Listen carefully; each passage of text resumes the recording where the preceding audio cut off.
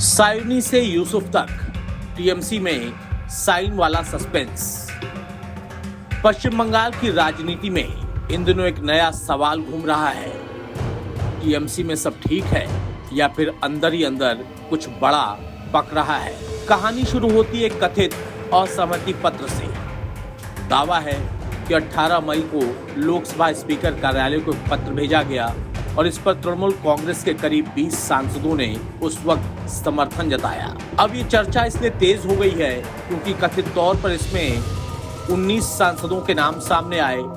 नाम भी कोई छोटे मोटे नहीं थे। सायोनी घोष, शताब्दी राय, यूसुफ पठान,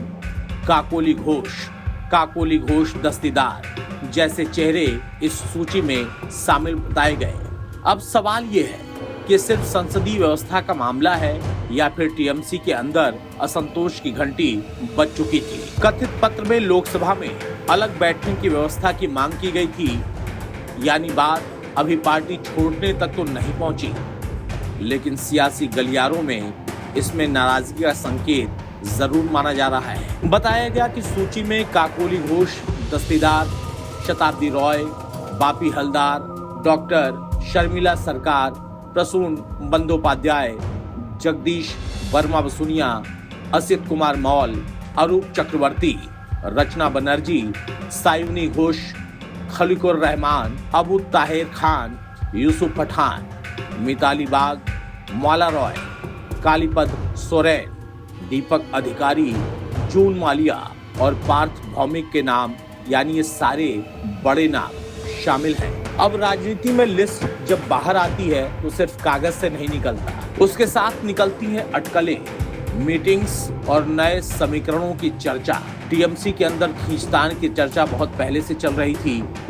विधानसभा चुनाव के बाद संगठन, नेतृत्व और फैसलों को लेकर कई तरह की बातें सामने आती रही हैं। ऐसे में एक साथ इतने सांसदों का असहमति पत्र से जुड़ना राजनीतिक रूप से बड़ा संकेत माना जा रहा है। इसी बीच राज्यसभा से प्रकाश चिक बड़ाइक, सुष्मिता देव और सुखेंदु शेखर रॉय जैसे नेताओं के इस्तीफों ने भी चर्चा को और हवा दे दी।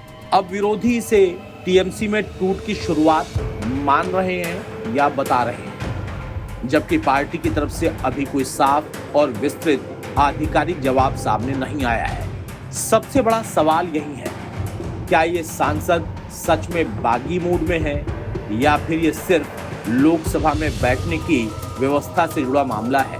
कुछ सांसदों की भाजपा नेताओं और केंद्रीय मंत्री भूपेंद्र यादव से कथित मुलाकात की खबरों ने भी सियासी तापमान बढ़ा दिया है, लेकिन अभी तक किसी भी सांसद ने एनडीए या किसी दूसरे दल में जाने की आधिकारिक घोषणा नहीं की है। यानी फिलहाल तस्वीर आधी साफ है और आधी धुंधली। नाम सामने आ गए हैं, पत्र की चर्चा तेज है, मुलाकातों पर अटकलें हैं, लेकिन अगला कदम क्या होगा इस पर संशय बरकरार है। अब इस नजर पर बात है कि टीएमसी के सांसद सिर्फ नाराजगी दिखाकर रुकेंगे या पश्चिम बंगाल की राजनीति में किसी बड़े बदलाव की पटकथा लिखेंगे, क्योंकि बंगाल की राजनीति में एक बात तो तय है, यहाँ साइलेंस भी है और कई बार बड़ा सिग्नल होता है।